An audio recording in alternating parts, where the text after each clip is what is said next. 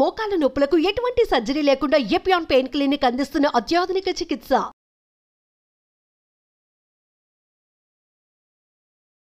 నమస్తే, welcome to Suman TV. నిద్రలేమి సమస్య, ఈ సమస్య రావడానికి ఏంటి అసలు కారణాలు? చాలామంది ఈ మధ్యకాలంలోనే నిద్రలేమి సమస్యతోటి బాధపడుతున్నామని చెప్తూ వస్తున్నారు. సో స్ట్రెస్ వల్ల ఒకవేళ నిద్రలేమి సమస్య అనేది వస్తుందా, లేకపోతే మన శరీరంలోనే ఇంకా ఏమైనా డిసీజెస్ ఉండడం వల్ల వస్తుందా, లేకపోతే మన లైఫ్ స్టైల్లోనే మనం చేంజెస్ చేసుకున్నటువంటి ఈ మార్పుల కారణంగానే మనం నిద్రలేమి సమస్యను ఎదుర్కొంటున్నామా? ఈ సమస్య నుంచి ఎలా బయటపడాలి అసలు? సో దీనికి హోమియోపతిలో ఎటువంటి ట్రీట్మెంట్ అందుబాటులో ఉంది? ఈ విషయాలపై అవగాహన కల్పించేందుకు మనతో పాటు ఉన్నారు డాక్టర్ చేతన్ రాజు గారు. Hello sir. Hello madam. Sir, నిద్రలేమి సమస్య, సో పిల్లలే ఇప్పుడు ఇంటర్మీడియట్ డిగ్రీ ఆ ఏజ్కి వచ్చిన పిల్లలే చాలామంది అసలు నాకు నిద్ర రావట్లేదు, నిద్ర పట్టట్లేదు అని కంప్లైంట్స్ చేస్తున్నాం. ఇంత చిన్న పిల్లల్లో కూడా ఈ నిద్రలేమి సమస్య ఎందుకు ఉంటుంది అసలు? పేరెంట్స్ ఏమనుకుంటారంటే మీకేంటి టెన్షన్స్, మేం కదా పడుతున్నాం టెన్షన్స్, సో మీకెందుకు అసలు నిద్ర అనేది రావటం లేదు, ఇలా క్వశ్చన్ చేస్తూ ఉంటారు. ఎందుకు పిల్లల్లో కూడా అట్లా వస్తుందని అంటారు? ఇప్పుడు ఏమవుతుందంటే నిద్ర ఎప్పుడు డిస్టర్బ్ అవుతుంది, అది జనరల్గా మనం చూసుకుంటే మనకు ఏదైనా మానసిక ఒత్తిళ్ళున్నా డిస్టర్బ్ అవుతుంది. యాంగ్జైటీ ప్రాబ్లం ఇప్పుడు చాలామంది బాధపడుతున్నారు, గుండెదడ, ఆందోళన, దానివల్ల కూడా నిద్ర డిస్టర్బ్ అవుతుంది. మళ్ళీ దాని తర్వాత కొందరికి ఏం అలవాటు ఉంటుంది, అరే ఫుల్ డే పనిచేసి వచ్చినాం కదా మంచిగా తిందాం నైట్ అనేసి ఈటింగ్ టైంలో ఓవర్ ఈటింగ్ చేస్తారు వాళ్ళు. అండ్ డిన్నర్ టైంలో ఓవర్ ఈటింగ్ చేస్తారు కదా, దానివల్ల కూడా నిద్ర లేని సమస్య అయిపోతుంది. అవునా, తింటే బాగా నిద్ర వస్తుందేమో కదా? అవును, నిద్ర వస్తుంది, కానీ డిస్టర్బ్ స్లీప్ అయిపోతుంది. అది మెల్లమెల్లగా ఇన్సామ్నియాలో మారిపోతుంది. ఇవి జనరల్ కాజెస్. మళ్ళీ కొన్ని రోగాలు ఉంటాయి, దాంట్లో మందులు ఇస్తారు కదా, ఆ మందులకి సైడ్ ఎఫెక్ట్కి కూడా ఒక్కొక్కసారి నిద్ర అనేది డిస్టర్బ్ అయిపోతుంది. ఇప్పుడు ఇవి కొన్ని కారణాలు. మీరేమన్నారు, చిన్న పిల్లల్లో కూడా నిద్ర డిస్టర్బ్ అవుతుంది కదా అన్నారు. ఇప్పుడు పిల్లలు స్కూల్కి పోతారు కదా, పిల్లలు స్కూల్కి ఎందుకు పోతారు? చదువుకోవడానికి పోతారని మన నోషన్ అది. కానీ పిల్లలు స్కూల్కి పోయేది ఆల్రౌండ్ డెవలప్మెంట్ కోసం పోవాలి. మనం చిన్నగా ఉన్నప్పుడు మన స్కూల్ టైమింగ్లు ఏముండే, 9 నుంచి 3 వరకు. ఇప్పుడు స్కూల్ టైమింగ్లు ఏమున్నాయి, morning 7 o'clock to evening 6 o'clock. ఎందుకు? ఐఐటి సీట్ రావాలి, లేకపోతే ఎన్ఐటీలో సీట్ రావాలి, మెడిసిన్ సీట్ రావాలి. పిల్లలకి అడగండి మీరు, పెద్దగా ఏమవుతారంటే ఐదర్ ఇంజనీర్ అన్నా ఉంటారు, లేకపోతే డాక్టర్ అన్నా ఉంటారు. ఇంతసేపు టైంని స్కూల్లో స్పెండ్ చేస్తున్నారు, సో ఇంత అలసిపోయి వస్తున్నారు కదా, అలసిపోయి వచ్చేటప్పుడు పడుకోవాలి కదా అని వాళ్ళ క్వశ్చన్, పేరెంట్స్ క్వశ్చన్. యాక్చువల్లీ అలసుకుంటే అలసేసి పడుకోవాలి అని అనుకుంటారు. కానీ ఇక్కడ ఏమవుతుందంటే పిల్లలకి మార్నింగ్ 7 o'clock నుంచి ఈవినింగ్ 5 o'clock వరకు స్కూల్ అనుకోండి, హాఫ్ డే వరకు వాళ్ళు పాఠాలు చెప్తారు. మళ్ళీ దాని తర్వాత ఏం చేస్తారు, ఐఐటి కోచింగ్. పిల్లోడు 6th క్లాస్లోనే ఉంటాడు, వానికి ఐఐటి అంటేనే తెలియదు, కానీ వానికి ఐఐటి కోచింగ్ ఉంది. ఇప్పుడు 6th క్లాస్లో ఉన్నప్పుడు వాళ్ళు 10th క్లాస్లో ఉన్న సబ్జెక్ట్ చెప్తారు వాళ్ళకు. వాళ్ళ మైండ్ యాక్సెప్ట్ చేయదు, బ్రెయిన్ యాక్సెప్ట్ చేయదు. అప్పుడు ఏమవుతుంది, మన బ్రెయిన్లో న్యూరో ట్రాన్స్మిటర్స్ ఉంటాయి, అవి ఇంబ్యాలెన్స్ అవ్వడం స్టార్ట్ అవుతాయి. దాని తర్వాత ఏమవుతుంది, బాడీ అలసిపోతుంది. అండ్ ఇంకోటి ఏంది, ఓన్లీ మెంటలీ అలసిపోవడం కాదు, బాడీకి ఫిజికల్ యాక్టివిటీ కూడా ఉండాలి. ఇప్పుడు వీళ్ళకి ఫిజికల్ యాక్టివిటీనే ఉండదు. ఒక అపార్ట్మెంట్లో స్కూల్ ఉంటుంది, వాళ్ళకు లంచ్ బ్రేక్లో ఏముంటుంది, తినేసేయాలి, బెంచ్ మీద కూర్చోవాలి నెక్స్ట్ టీచర్ వచ్చినప్పుడు వరకు. సో మెంటల్ స్ట్రెస్ని తీసుకుంటున్నారు కాబట్టి నిద్ర రావటం లేదు. అది కదా ఫిజికల్ స్ట్రెస్ తీసుకుంటే నిద్ర వచ్చిండేది, అంతే కదా? అది స్ట్రెస్ కాదు, మళ్ళీ అది యాక్టివిటీ. ఇప్పుడు పిల్లలకి క్రికెట్ ఆడడం ఇష్టం, ఫుట్బాల్ ఆడడం ఇష్టం, కానీ ఇప్పుడు వాడికి గంట సేపు నడవమంటే ఎవరు నడుస్తాడు? అరే ఏంది, ఎందుకు నడుస్తున్నా నేను అనేసి వాళ్ళకి అనిపిస్తుంది. అది స్ట్రెస్, ఫిజికల్ స్ట్రెస్ అది. కానీ ఆడుకోమంటే 5 గంటలు కూడా ఆడుకుంటాడు. అండ్ అది హెల్ప్ఫుల్ ఉంటుంది బాడీకి, ఎందుకంటే మనకు హ్యాపీ ఏం చేస్తుంది, మనం అది చేస్తున్నాం, దాంతో నిద్ర కరెక్ట్ వస్తుంది.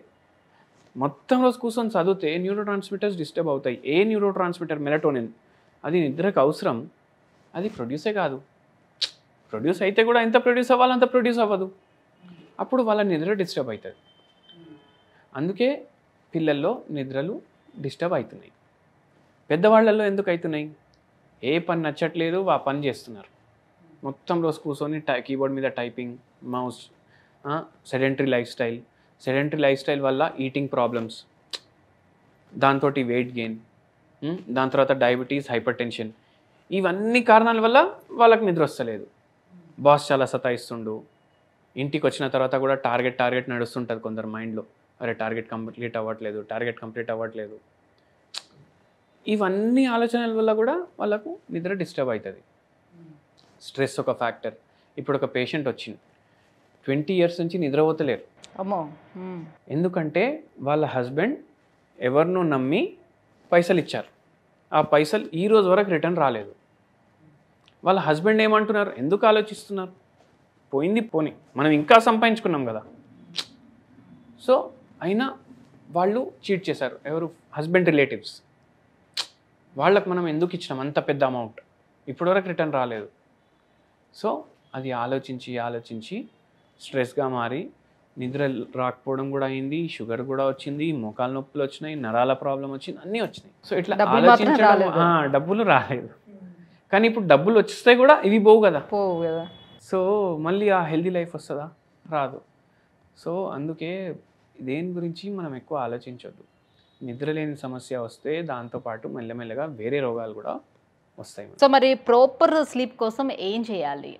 సో చాలామంది ఇంటి చిట్కాలు కూడా పాటిస్తూ ఉంటారు కొన్ని. సో నైట్ పడుకునేటప్పుడు వేడివేడిగా కొంచెం మిల్క్ తీసుకుంటే నిద్ర వస్తుంది, ఇట్లాంటి ఏవో చెప్తూ ఉంటారు, పాటిస్తూ ఉంటారు. అవి ఎంతవరకు అసలు వర్కౌట్ అవుతాయి? అవి ఎంతవరకు వర్కౌట్ అవుతాయి అంటే, ఎప్పుడైతే ఏదైనా ఇంటి చిట్కాలు మనం పాటిస్తే దాంట్లో అడాప్టోజెనిక్ ప్రాపర్టీస్ ఉండాలి. ఇప్పుడు అడాప్టోజెనిక్ ప్రాపర్టీస్ అంటే ఏంది? మనం ఎటువంటి ఎన్వైరన్మెంట్లో ఉన్నా మనం ఆ ఎన్వైరన్మెంట్లో సెట్ అవ్వాలి. ఇప్పుడు ఈ పేషెంట్కి కూడా మనం మెడిసిన్స్ కూడా ఇచ్చినాము, ఇట్లా ఇంటి చిట్కాలు కూడా చెప్పినాము.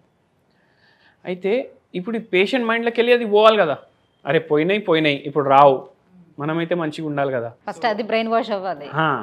సో ఆ పేషెంట్ ఉన్న ఎన్వైరన్మెంట్కి అడాప్ట్ అవ్వాలి. ఇప్పుడు దానికి అడాప్టోజెనిక్ ప్రాపర్టీస్ ఉన్న మందు ఇవ్వాలి, అడాప్టోజెనిక్ ప్రాపర్టీస్ ఉన్న ఏదైనా చిట్కా చెప్పాలి. సో మనం హోమియోపతి మెడిసిన్ ఇచ్చినాము షుగర్ వ్యాధికి, నరాల ప్రాబ్లంకి, నిద్రలేని సమస్యకి. దాంతోపాటు ఒక చిట్కా చెప్పినాము. ఆ చిట్కా ఏంది?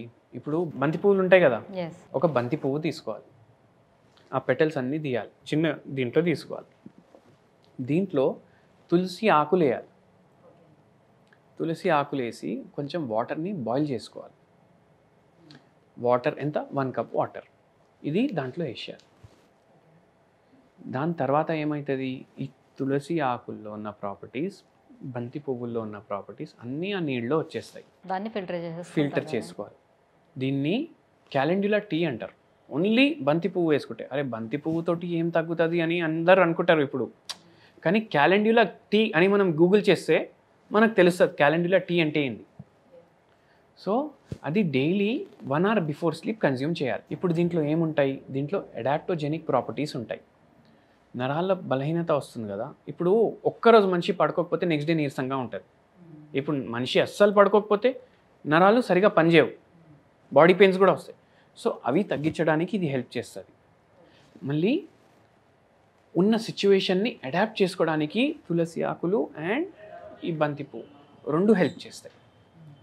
మన బాడీలో ఆక్సిడేటివ్ స్ట్రెస్ని తగ్గిస్తుంది, ఇన్ఫ్లమేషన్ తగ్గిస్తుంది, అండ్ బాడీ పెయిన్స్ కూడా ఉంటాయి పేషెంట్కి సరిగా నిద్రపోకపోతే. ఫుల్ డే నీరసంగా ఉంటుంది, నిద్రపోవడానికి ట్రై చేస్తే నిద్ర రాదు, మళ్ళీ నీరసంగానే ఉంటుంది.